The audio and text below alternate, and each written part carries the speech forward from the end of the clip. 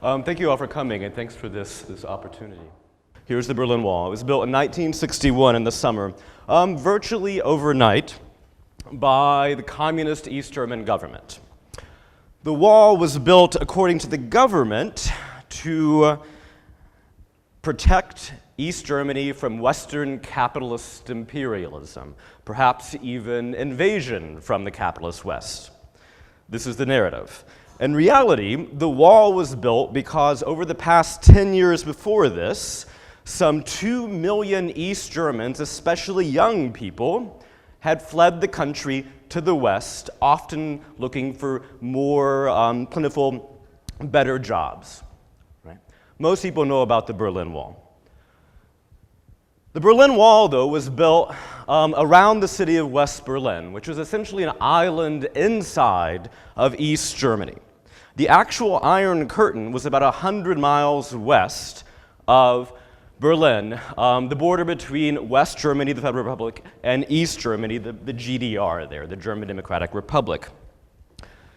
On that actual Iron Curtain, there was a farming village of 60 farmers. It looks sort of what you might imagine rural Germany to look like. It's rolling hills, woods, meadows, all of that, cows, and there's this little village. From what I can tell, this village has been in existence since at least 1374. And the village, it's about 15 people, has a little creek that flows through the center of the community called the Tannbach, the Cedar Brook, basically.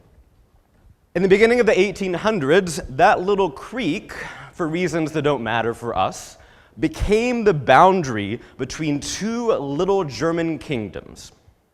Then Germany became a country in 1871, as you might or might not know.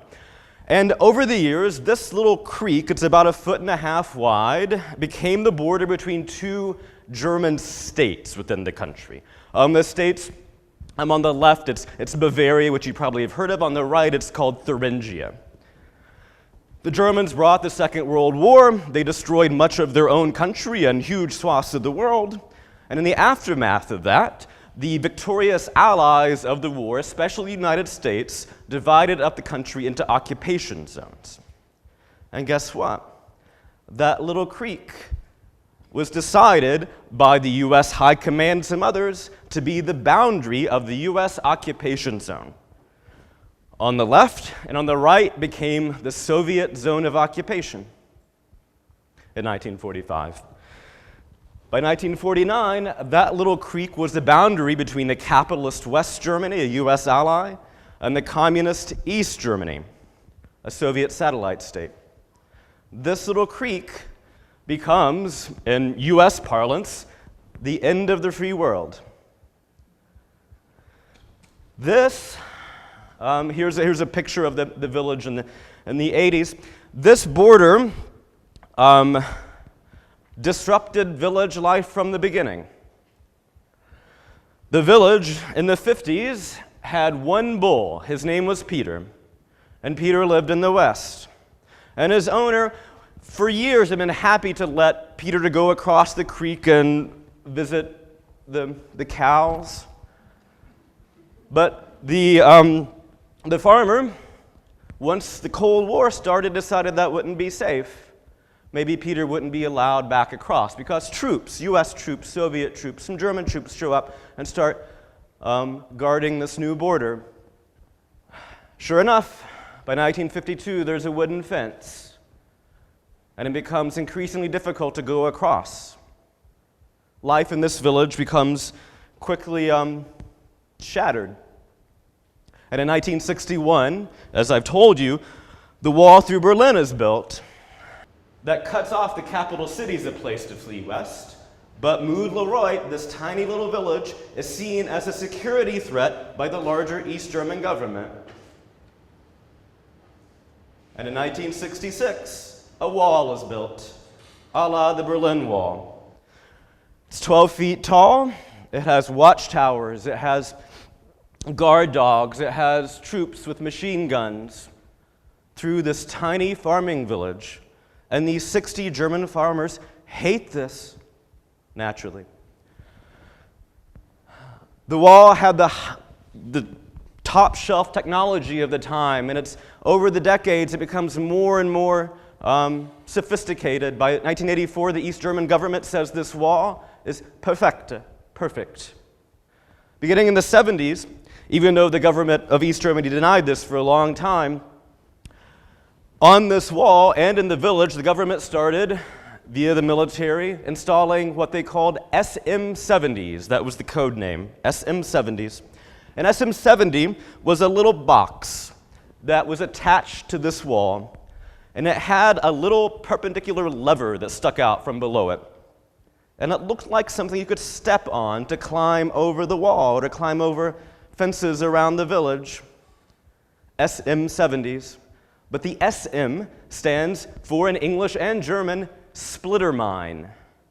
If you're looking to flee East Germany, you come to this wall. If you make it to the wall, you see one of these little boxes, and you step on the box or the little lever that's designed to look like a foothold, and it explodes, complete with shrapnel, and it blows off a leg at best. The western half of the village, here's the view from above, the western half of the village becomes, surprisingly perhaps, a tourist attraction. By the 1970s, more than 10,000 West Germans and people from across the West come to the village to learn about the dangers of wall building. There's a West German villager, this sort of sturdy-looking West German here. She starts making her own postcards and selling them to tourists. I have one in my office I bought on eBay today. And beer and cigarettes, and this becomes a tourist attraction for people to come and see about the dangers of wall building and isolation and all of that. The most famous visitor was a man named George H.W. Bush. And people would hand out, if you visited, you would get a brochure about the wall. Bush, as vice president, visited the wall in 1983, and he made a speech in the village in front of the wall. He said, "Ich bin ein Müllreuter," like JFK's speech in Berlin a couple decades before.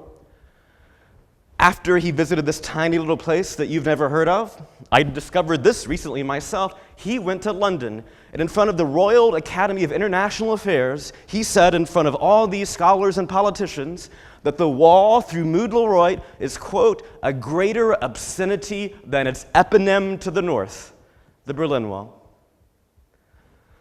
The eastern side of the village, life is shattered. The village is inside a restricted zone. Visiting it from inside of East Germany is almost impossible. Moreover, the government starts sending spies working for the Ministry of State Security, called the Stasi, colloquially, to spy on these 30 Eastern farmers because the government is so worried that these people will somehow destroy the Iron Curtain. They're a security threat. The woman who served the longest as a spy was this woman. This is her official spy photo. Her code name, you could choose your own code name if you were a spy, was Vogel, which means bird, which somehow seems appropriate. She was a widow, and she moved to the village, she was an outsider. Even before she was a spy, she would spend falls and the springs too in the forest around Mühlreuth collecting mushrooms or apples or whatever. And she would come across young people looking to go west, and she would say, "Come back to my house. And I live here. I know the best way across. And we'll have some wine or coffee, and I'll show you exactly how to make it to the west." She did this. She would bring a poor, unsuspecting person back, and she would lock them in the bathroom and call the police. And this is before she became a spy. Then she became a spy, and she spends over 10 years, the last years of her life, spying on her neighbors. And she would go up to these 25 or 30 other farmers on the eastern side and start conversations on the street by saying things like, "Aren't you so glad the Soviet Union is keeping us safe?" Which is an odd thing to say to anyone, sort of out of the blue, and it became very clear to these farmers from the beginning that this woman was a spy for the government. Her personnel report, and this is kind of sad, says that her only hobby was to make and drink homemade wine. And you can tell by looking at her reports, every evening she writes up what she can see from her windows about her neighbors and slowly gets drunk, and then the next day sends this off to East Berlin. She does this for 10 years. There are other spies.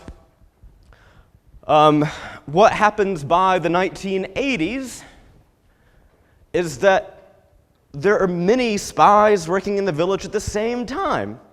This guy was a police officer in the village who was working there for border duty, who would create all kinds of problems. And I know about the problems he created because another spy reported on him. And believe it or not, he's a spy too. What happens by the 1980s, the spies in this village are spying on each other. And the villagers are all watching this and staying as far back from this as they can. These reports are like, my neighbor is so nosy across the street, right? And the neighbor is writing the same thing about the person writing that report, right? The spies are spying on each other. What happens in this village, especially because of these spies, is trust is shattered. These villagers become isolated, they become guarded, they can become held back. This is a picture from the West in the 80s. In May 1973, something really special happens here. It was a Friday night. There was a 34-year-old construction worker who finished his Friday evening usual card game in the next county over. And because of his job, he had a special pass that allowed him access into the restricted zone where this village was. He finishes his card game, and he drives to the checkpoint to get into the restricted zone. It's 11:30 by the time he gets there. The guard at the border checkpoint is not supposed to allow anyone in past 11 o'clock. This is a national law. But this 34-year-old guy gives the border checkpoint person 2 cigarettes and says, with these, maybe the night won't be so bad for you. And the guard lets him in.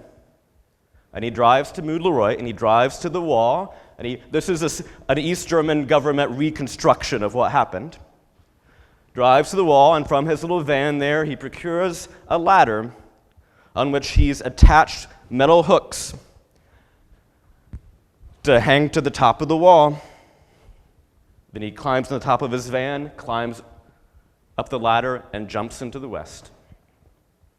This was a crisis for the East German government. The wall was breached violently, is the word the reports use. Over the next couple weeks, these trees are removed. There are metal fences put up in front of the wall. Spotlights are installed, so the wall is illuminated 24 hours a day. This is much to the chagrin of the people living in the houses. And this is a news story around West Germany. The thing with that is, though, that's a singular event. That is the only time this wall was ever breached. It existed until 1990. The wall in Mood Leroy worked extremely well. The community was shattered, and by and large, this wall worked almost perfectly. This is the one exception, is this escape. Right. The wall through Mood Leroy worked. The lesson of Mood Leroy, a lesson, is walls work. Especially in the decades since the end of the Cold War and great leaps in technologies, walls really work well now. This is my favorite spot in all of Texas. This is Boquillas Canyon in Big Bend. As you know, wall building has become a part of our narrative in this country. Walls work. However, countries that are fixated on building walls have problems. Right. In East Germany, a problem was this massive brain drain. People trying to leave the society.